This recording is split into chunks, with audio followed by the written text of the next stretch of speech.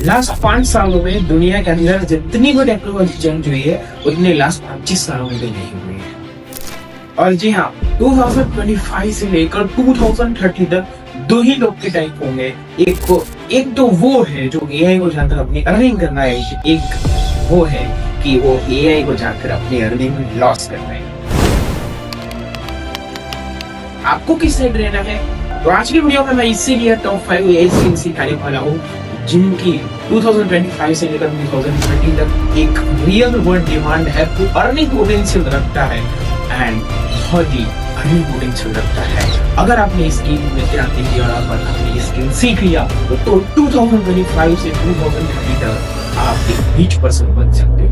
तो आज ही इस वीडियो के अंदर हम यही सीखने वाले हैं टॉप 5 एआई स्किल।